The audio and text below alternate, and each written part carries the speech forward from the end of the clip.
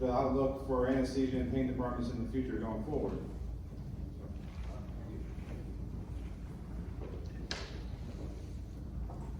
Thank you, everybody. Good morning.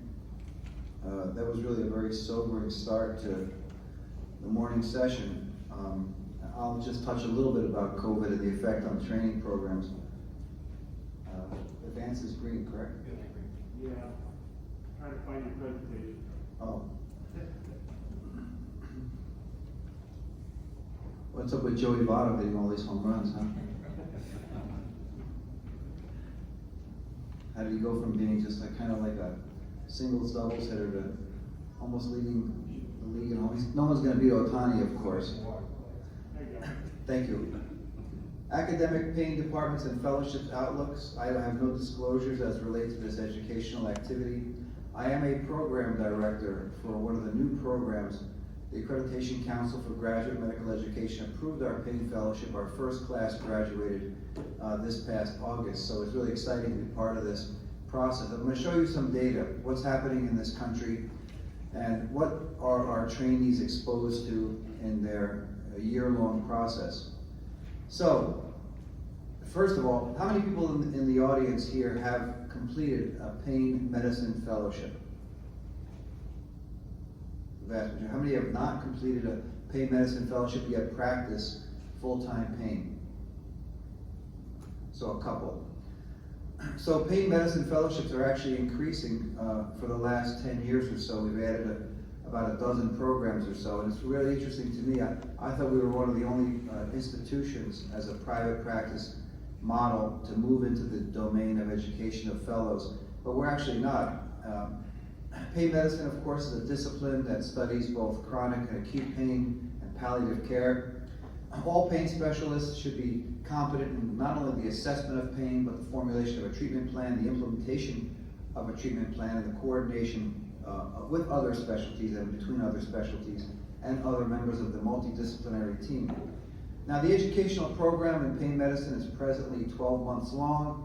There has been discussion at the ACGME level for many, many years about increasing that to a 2-year program, but as far as I'm committed and as far as I understand, that's not been implemented, or there's no real serious discussions about changing the format or the methodology from a 1-year program to a 2-year program.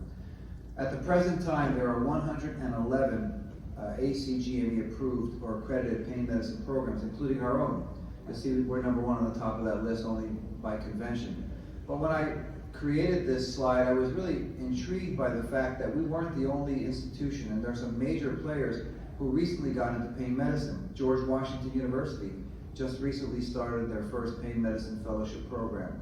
Indiana University, who would have thought that, just recently started their first pain medicine program. Case Western Reserve, University of Arkansas, Tennessee, West Virginia University, all started new pain medicine programs. And there are 2 programs amongst these 111 which are presently on probation. So it's a very low number of probationary programs. The vast majority are fully accredited with minimal to no citations.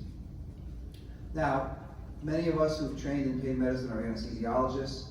Anesthesiology has a long history of education in pain medicine, dating all the way back to Professor John J. Bonica from Seattle, Washington. And Bonica started the first multidisciplinary pain program in this country. Originally from the island of Filicudi outside of Sicily, Bonica was a thought leader who created the first textbook in pain in 1953 called The Management of Pain. And he went on to start educational programs across the country. And since then, as I stated, we've gone now to 111 programs. The vast majority, 85.5% of those programs, are anesthesia-based. The second specialty with large representation after anesthesiology is physical medicine and rehab, but anesthesiology programs or anesthesiology-based programs still constitute about 85.5% of the programs. Only multidisciplinary programs receive accreditation, and that means that there's input not just from anesthesiology, but also from PM&R, also from neurology. These are the critical foundations for sustaining and maintaining your program in full accreditation. We look at our fellows and we measure milestones, of which there are 6 milestones. And these are consistent with the core competencies that many of you who are in education have studied for the past several years now. 6 milestones which are designed for the use and evaluation of the fellow. The fellows have to be graded periodically on a recurring basis to determine their successful attainment of satisfactory criteria to be considered eligible for graduation. This is the framework for the assessment of the fellow and to determine whether the fellow has developed appropriately during their 1-year training. So what are these 6 competencies that the fellow must attain? Number 1, they have to be very competent in patient care. Patient care includes not only performing a history and physical, but also being competent in a neurological and musculoskeletal, as well as a psychiatric and mental status evaluation of every patient. These are the 3 foundations for patient care assessment. They also have to collaborate with the patient. They've got to engage the patient in formulating that patient's comprehensive treatment plan. And that considers not just the pharmacological basis for managing the patient, also the physical modalities, things like physical therapy, at-home exercises, and interventional pain management. So of course, we're part of the interventional pain process here. We're all part of the SIP, and the foundation for what we do is intervention, but let us not underestimate or forget about the interplay between pharmacological, physical, and interventional therapies.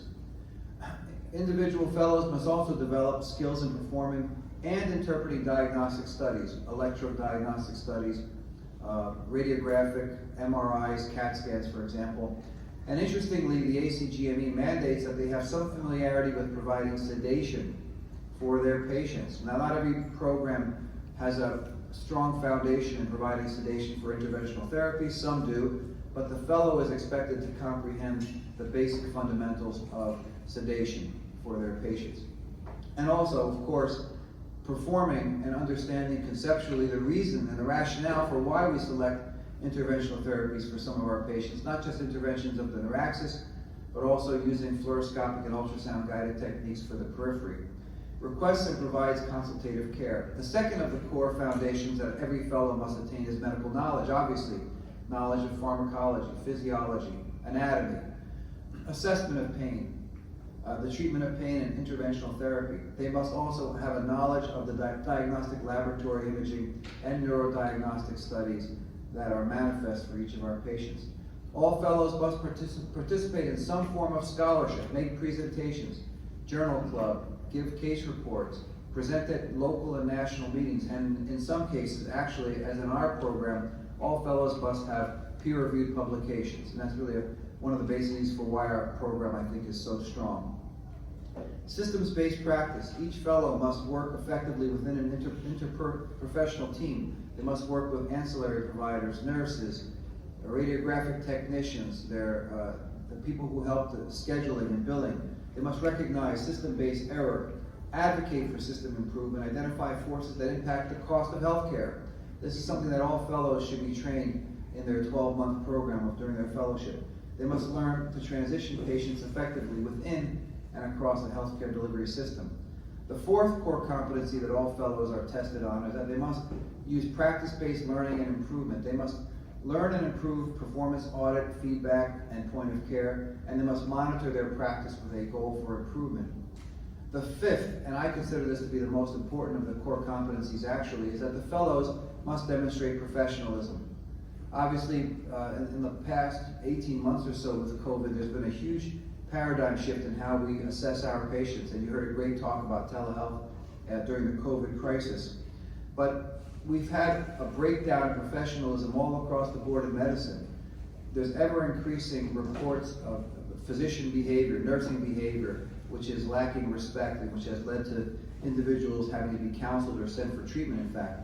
So does the fellow have a professional and respectful interaction with not only patients, but with care providers and members of the interprofessional team? Do they accept responsibility and follow through on tasks? And do they respond to each patient's unique characteristics and needs and exhibit integrity and ethical behavior? We test our fellows on this regularly and routinely.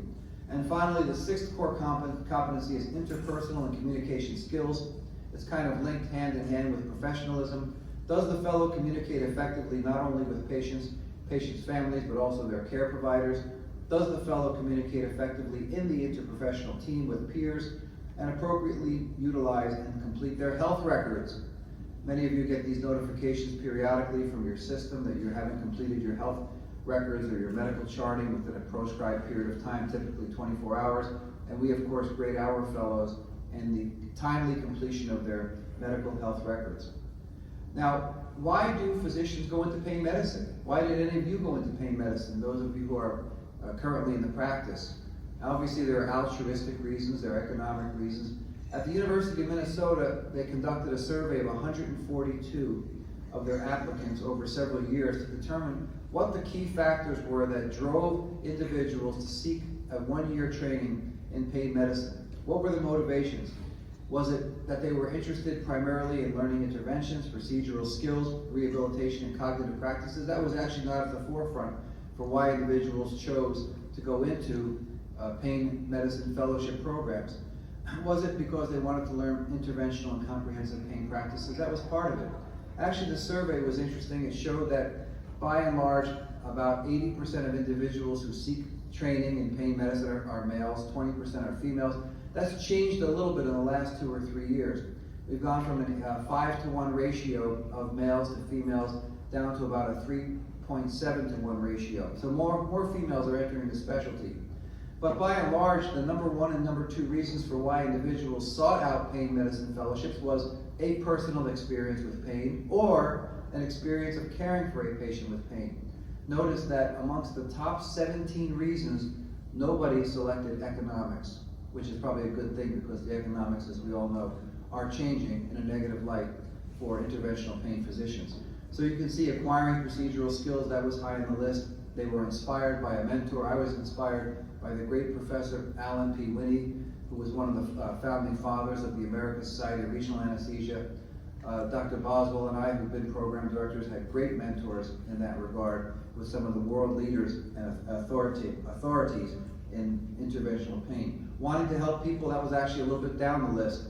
Desire to help patients with passive interventions, down the list. And enjoyment of working with people or in a group, that was actually the last item which was listed of these 17 factors. Interestingly, if you look at statistically the differences between why men and women chose to go into pain medicine, more men wanted the patient experience than did women. That was statistically significant. More men than women wanted the interdisciplinary approach to managing pain, and that was statistically significant. More men than women wanted to be interested in teaching, and that was statistically significant. And interestingly, more women than men wanted to do research in pain. So those were the only areas of these 17 which reached or had an attainment of statistical significance. And if you look between the different specialties, this is a little bit crowded.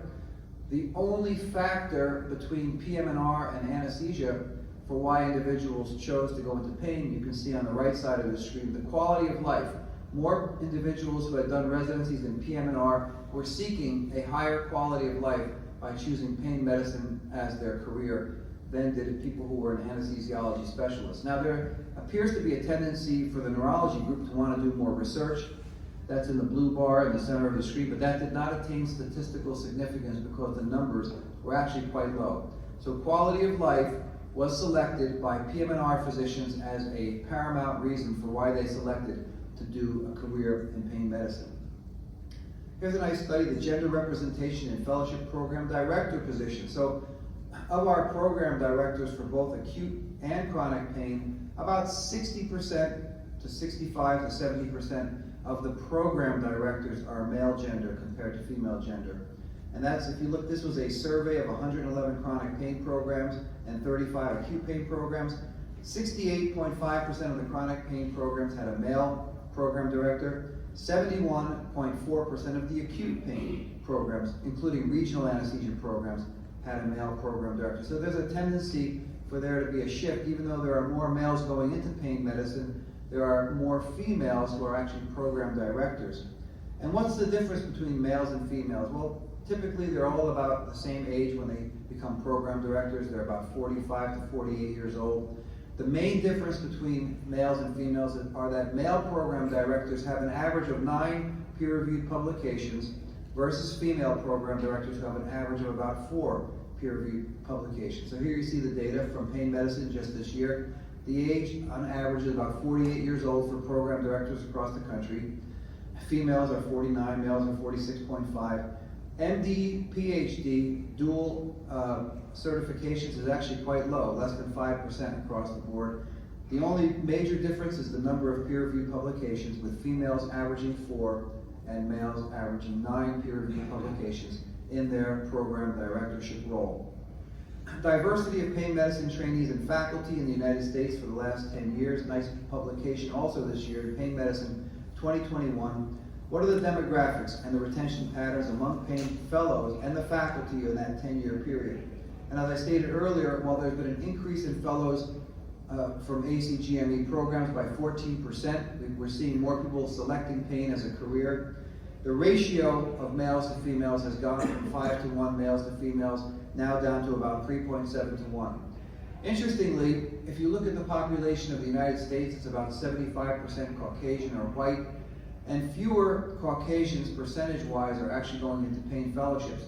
However, they still are overrepresented in terms of how they stack up against Asians, African Americans, and Hispanics, and I'll show you the data in just a moment. So you can see right here the number of individuals who are going into pain medicine programs. About 44% of them from the anesthesiology training residencies are white, about 50% from PM&R, and that's significantly greater than the number of Asians, which is about 1/5 of trainees, and Hispanics, which is quite low, about 1 in 20, and African Americans, which is also about 1 in 20.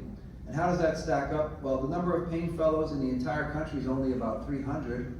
Think about that. The number of pain fellows in the entire country is 300. There are 50 states. That means that on average, there's only 6 pain fellows per state. Obviously, with some states like New York, California, Illinois, there are a lot of pain fellows. But across the entire country, there are only 300 pain fellows per year. And if you look at the number of pain fellowship programs, we've gone from 91 pain fellowship programs in 2009. We now have 111 pain medicine one-year fellowships. The vast majority are university-based, but not all, including my own program, which is a community-based hospital. You can see that out of the 111 programs, 71 have a university affiliation, and only 17 are community-based with a university affiliation, which is what we have.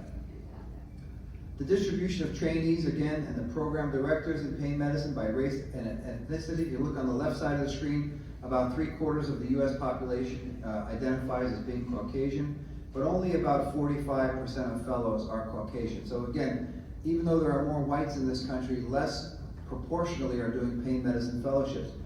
Asian and Pacific Islanders only constitute about 6% of this country's population, but about 20% of the pain fellows are Asian or Pacific Islanders. Hispanics are largely underrepresented in this country in pain medicine fellowships. 18% of the population identifies as being Hispanic, but only about 1/20th of all pain fellows in this country are Hispanics, and the same for African Americans, which constitute 13.4% of the population, and only about 1 in 20 pain fellows identified as being African American. Here's the distribution of pain fellows for the past 10 years and pain fellowship program directors by gender. Again, about 80% are males, about 20% are females, but that number is changing. In the last 2 or 3 years, that ratio has gone from 5 to 1 down to about 3.7 to 1. Pain fellowship program directors, again, 62% male, 38% female. So there's a larger number of program directors who are female than there are trainees in pain medicine fellowship programs that are female. Career outcomes, how many individuals, for example, stay in an underserved area? Only 1 out of 5 individuals who complete a pain medicine fellowship stay in underserved areas. How many individuals who train in their home state stay there? Only about 50% stay there, about 50% go out of state. The gender between those who stay in state and those who go out of state is identical. Those who choose academia is actually quite small percentage-wise from the individuals who graduate from pain medicine fellowships. About 65% go into full-time private practice. Of those who go into academia, the number one rank that they have in academia is at the assistant professor level. About 85% have no academic affiliation once they complete their pain medicine fellowship.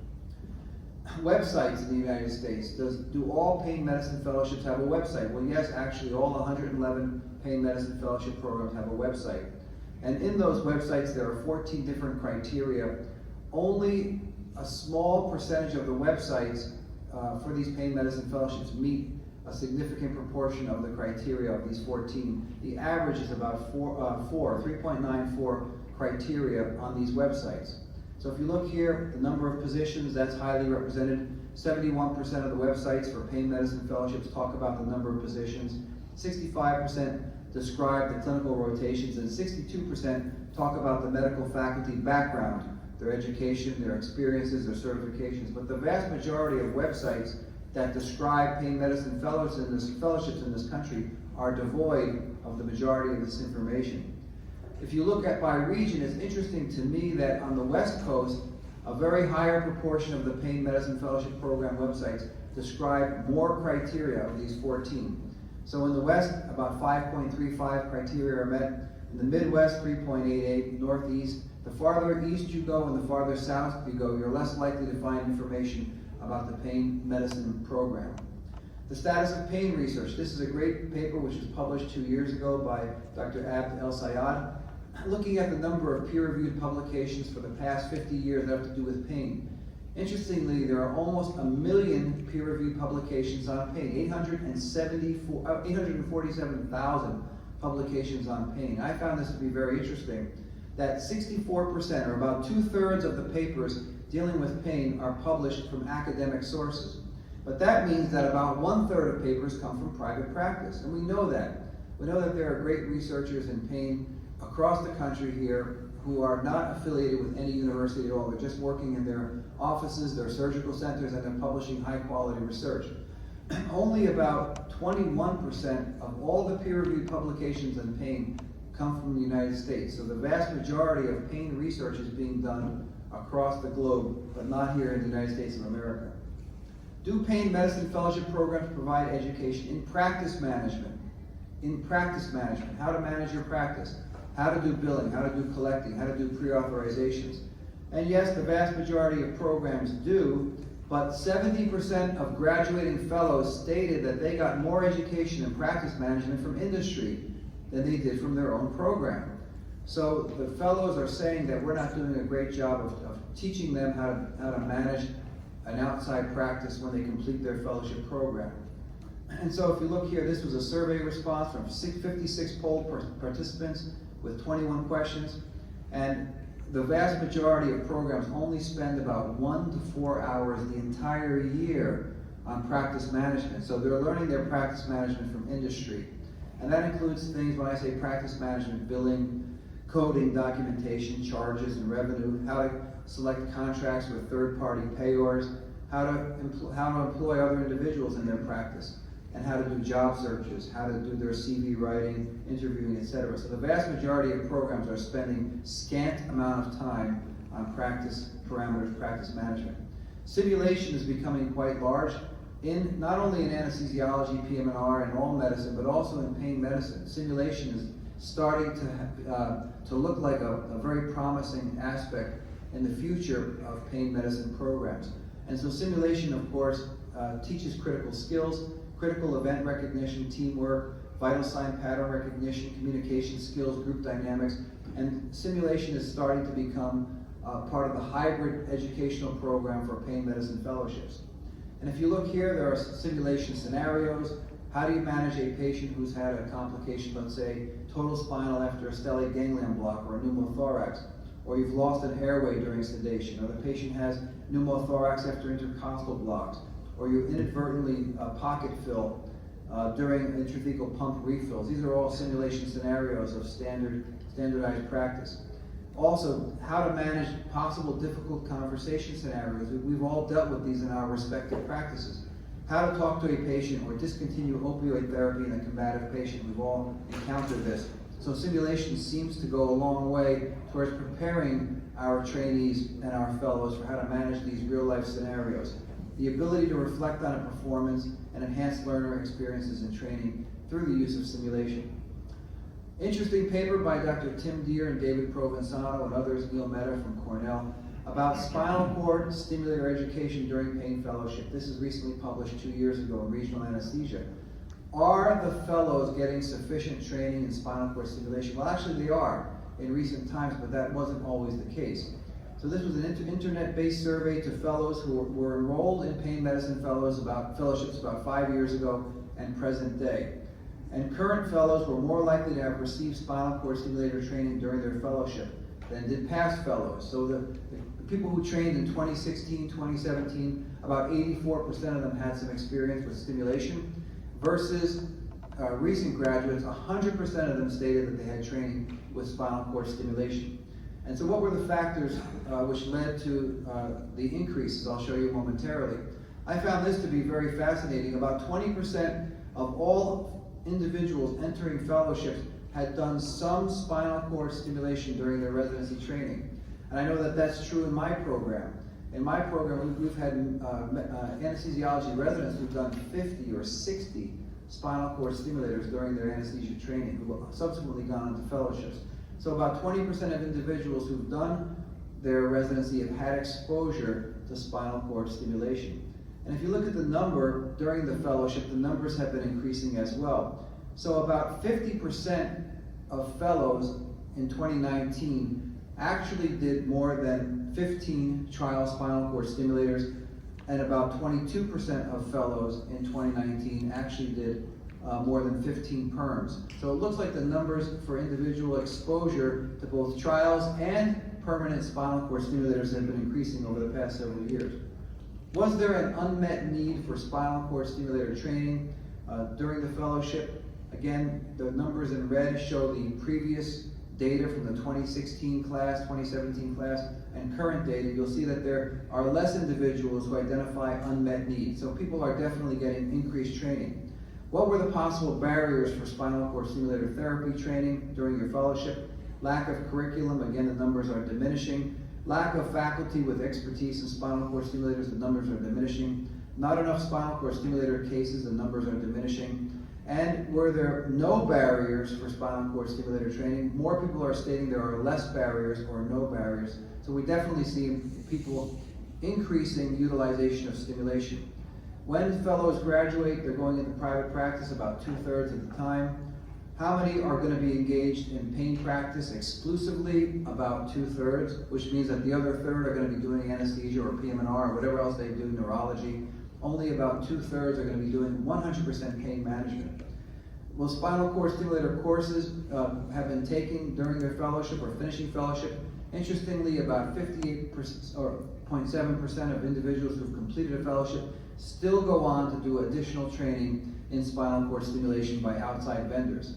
And about 80% of fellows approve of getting their training from outside vendors. So from Medtronic, Boston Scientific, St. Jude, Abbott, Nevro, about 80% of fellows are in accordance with that as good policy for learning spinal cord stimulation, not just from their faculty and their mentors, but from outside sources. And those numbers have increased by about 30% over the past 4 or 5 years. So more fellows identify vendors as being reliable and competent sources for them getting their education. Opioid prescribing practices in the United States, how does that affect? How is that something which influences fellows? There's been a paradigm shift in that as well. This is a nice paper by Andy Kaufman from the University of Medicine and Dentistry in New Jersey. They did a survey of ACGME pain fellowships on the practice behaviors of opioid prescribing. There were 42 responses from programs, which constitutes about 35% of all the ACGME programs. And there is variance in opioid prescribing. You'll see that for chronic non-cancer pain, about 28.7% of programs are using daily opioid management. For acute non-cancer pain, the numbers are actually less. Does your practice prescribe monthly opioid supplies to patients? About 40% of programs said yes. Before prescribing opioid medications, does your practice use an opioid risk assessment survey? And the vast majority of programs said yes. Does your practice attempt to maintain an upper limit of daily morphine milligram equivalents? Actually, this was interesting. 10% of programs said there is no limit. So 10% of the survey responders actually did not understand or comprehend that there is a limit to morphine milligram equivalents for their patients. But the vast majority did try to maintain less than 90 morphine milligram equivalents per day for their patients. 51.28% said yes.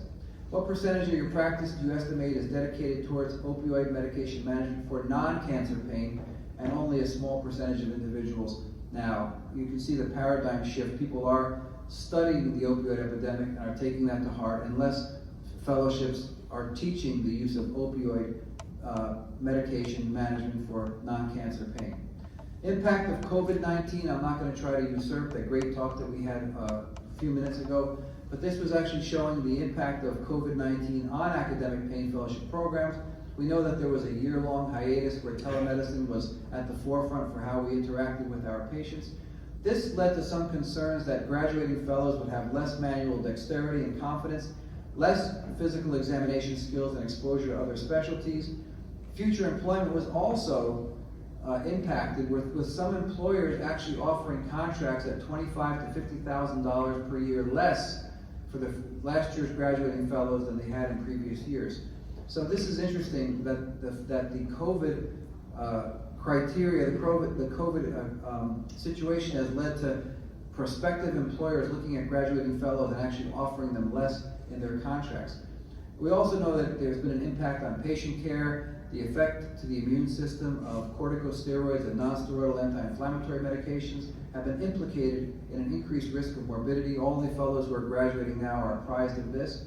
Personal well-being. The use of personal protective equipment has been something which until last year most fellows didn't have any education or training in. The use of mental health resources for clinicians. There's been an explosion of behavioral difficulties amongst individuals who've been in fellowship and residency training across the country. Telehealth, we had a nice lecture on that a few minutes ago. I'm not going to discuss that. Interestingly, that the DEA and state medical boards have relaxed their restrictions on continuing narcotic prescriptions for established patients. That was one of the good things that came out of the COVID situation. Many pain societies have offered free membership for graduating fellows, knowing that they are perhaps in an economic hardship. And that includes ASPN, ACIP, and ASRA have held free webinars on behalf of the graduates as well. For those who have to seek additional information or resources on this, I can't advance, Ricardo. My final slide is coming up, or maybe they cut me off already. ASRA has a great website to go to look at resources for managing chronic pain and acute pain situations during COVID. And there it is right there. So I thank you for your time and attention. I've gone 1 minute over time.